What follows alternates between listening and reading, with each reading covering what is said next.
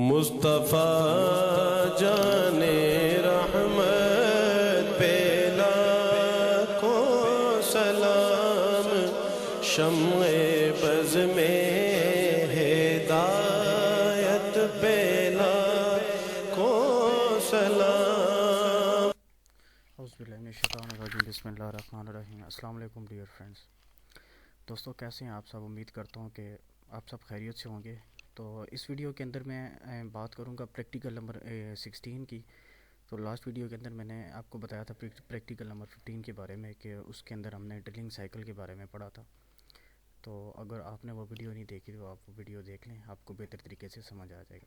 तो इस वीडियो के अंदर मैं बात करूँगा प्रैक्टिकल नंबर 16 की। ठीक है, तो पैक ड्रिलिंग साइकिल है, या जिसका दूसरा नाम ये डीप ड्रिलिंग साइकिल है, G83 उसका कोड है।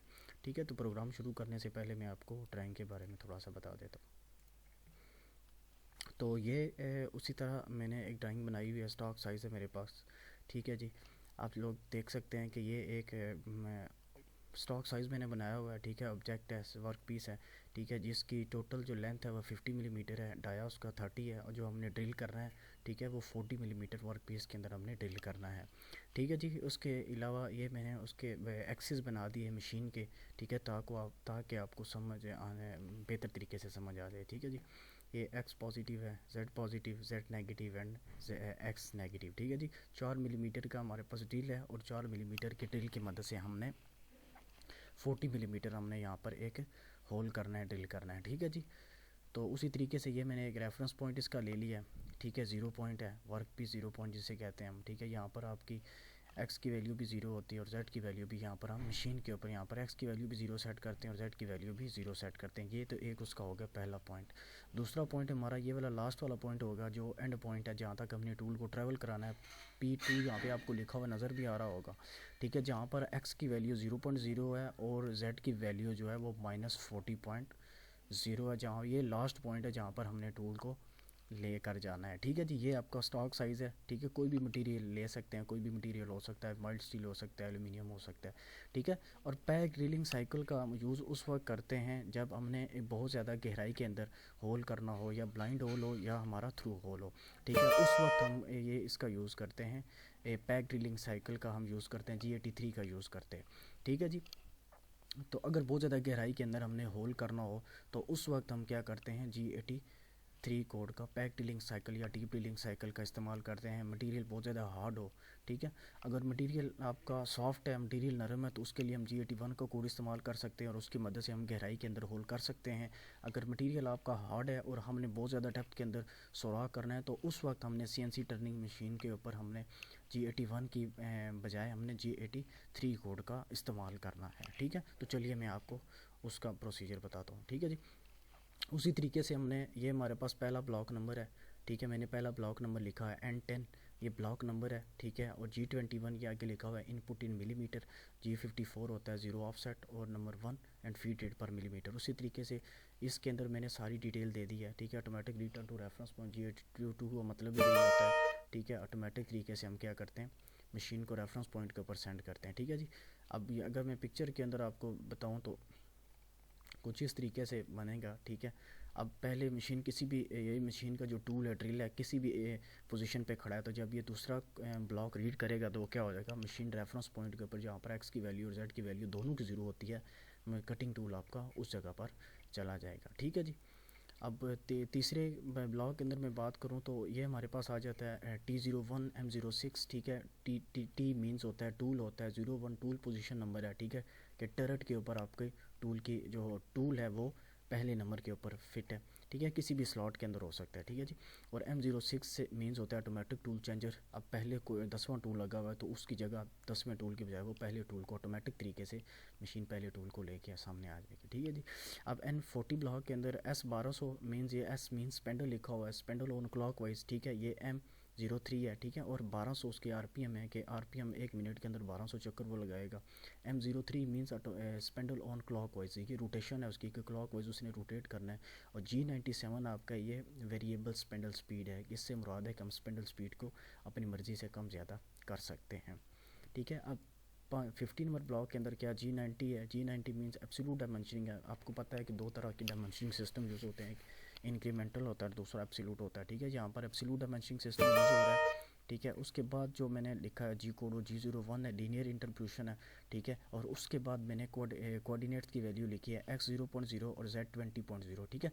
अब ये जब मशीन रीड करेगी तो टूल की पोजीशन क्या होगी वो मैं आपको बताता हूँ।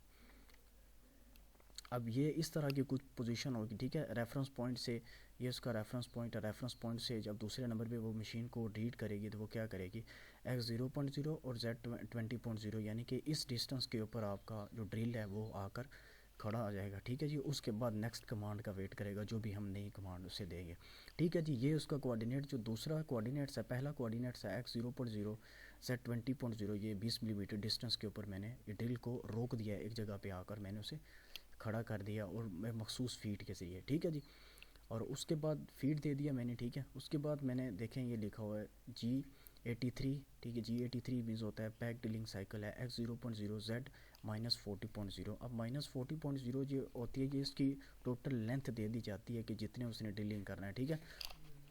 ये उसने जितनी ड्रिलिंग करनी है z -40.0, ठीक है। ये टोटल हमने लेंथ उसकी दे देनी है, 10 मिलीमीटर हो, जितनी 30 मिलीमीटर हो, टोटल जितना उसने होल करना है ना, होल की जितनी लेंथ है ना, वो हमने सारी की सारी उसकी दे देनी है, ठीक है जी। अच्छा, उसके बाद R10.0, ये उसका सेफ डिस्टेंस है कि ड्रिल करने के बाद वो किस पोजीशन पे आकर खड़ा होगा। सेफ डिस्टेंस, ड्रिल करने के बाद वो कितने डिस्टेंस के ऊपर आप चाहते हैं कि वो खड़ा हो, ठीक है। यानी कि एक ड्रिल किया उसने, ड्रिल के बाद उसने वापस कितना जाना है, ठीक है, 10 मिली जाना है सेफ डिस्टेंस पे, वर्क पीस से कितना हट कर परे की तरफ जाना है, 2 मिली जाना है, 3 मिली जाना है, 4 मिली जाना है, जितना जाना है वो आर की जगह आप लोग यहाँ पर फीड कर देते हैं। अब क्यों क्या चीज़ है, क्यों आपका आ जाता है पैक डेप्थ आ जाता है, ठीक है। Pack depth in 1000, pack depth से क्या मुराद है। अब देखें, ज़्यादा गहराई के अंदर जब होल करते हैं ना, तो क्यों से बीन्स होता है कि कितना कट, हर पास के अंदर वो कितना कट लेगा, ठीक है। अब मैंने 2000 लिख दिया, इसका मतलब है कि हर कट पे वो 2-2 मिलीमीटर का मटेरियल काटेगा, 2 मिली कट करेगा, फिर 10 मिलीमीटर रेफरेंस पे चला जाएगा, फिर 2 मिलीमीटर काटेगा, फिर 2 मिली रेफरेंस पे चला जाएगा। इसी तरीके से 2-2 मिलीमीटर करते हुए क्या करेगा, ये मटेरियल को काटेगा, ठीक है जी। ये पैक डेप्थ होता है, ठीक है। 1 मिली दे सकते हैं। अब 2000 से मुराद के दो, हर ईच डेप्थ पे वो क्या करेगा, हर कट पे वो 2 मिली का काटेगा मटेरियल। फिर ये जो आर है, आर रीड करेगा, ठीक है। सेफ डिस्टेंस वो 10 मिली पीछे की तरफ हट जाएगा, फिर 2 मिली का, इस तरीके से 2 मिलीमीटर करते हुए ये क्या करेगा, आपका 40 मिलीमीटर का होल कर देगा, ठीक है जी। इस तरीके से फीड मैंने कम कर दिया, ठीक है। उसके बाद मैं आपको बता भी देता हूँ, ठीक है। ये देखें आप लोग तीसरे पोजीशन के अंदर देखें, अगर आप लोग ये तीसरे नंबर पे ऊपर, ठीक है। अब जब ये कोड रीड करेगा ना पहला, ठीक है, तो क्या किया है इसने, देखें यहाँ पर वो 2 मिलीमीटर x0.0 z -2.0, ठीक है जी। यहाँ पर माइनस आता है, -2 मिलीमीटर उसने क्या किया, कट ले लिया, ठीक है जी।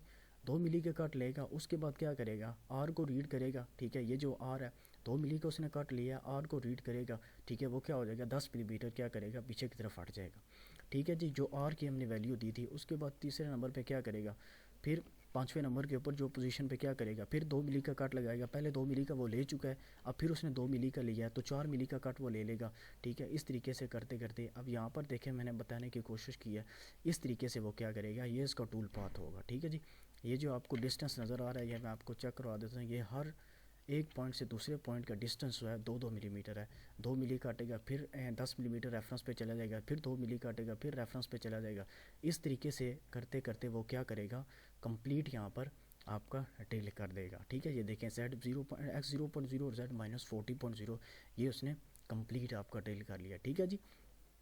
बस इसमें समझने की चीज़ वही थी कि क्यों 2000 क्या है, तो CNC टर्निंग मशीन के ऊपर जो क्यों होता है वो उसकी वैल्यू जो हम 1000 के अंदर देते हैं, 3000, 3 मिलीमीटर देना है तो 3000, ठीक है। 4 देना है तो 4000, 5 देना है तो 5000, ठीक है। इस तरीके से करते करते हम 1000 के अंदर उसकी वैल्यू देते हैं, ठीक है। जबकि मिलिंग के ऊपर इस तरीके से नहीं होता, मिलिंग के अंदर हम आर जो है वो 2.0, 5.0 ही देते हैं, ठीक है जी। ये इसका मकसद ये था। उसके बाद देखें ये उसने ड्रिल कर लिया, ठीक है। और उसके बाद वो फिर दोबारा अपने जब आखिरी कोड रीड करेगा तो वो रेफरेंस पॉइंट के ऊपर ये दोबारा चला जाएगा, ठीक है। ये देखें G01 x40 पे चला गया रेफरेंस पॉइंट पे, Z50 से M05 स्पेंडल स्टॉप है, G28 use automatic return to reference point पे चला गया, ठीक है। और M30 main program end return to start position, ठीक है। उम्मीद करता हूँ कि आपको ये वीडियो पसंद आएगी और समझ भी इन अल्लाह के फजल से आएगा। अगर किसी जगह कोई प्रॉब्लम है तो आप मुझसे क्वेश्चन पूछ सकते हैं। जज़ाकल्लाह।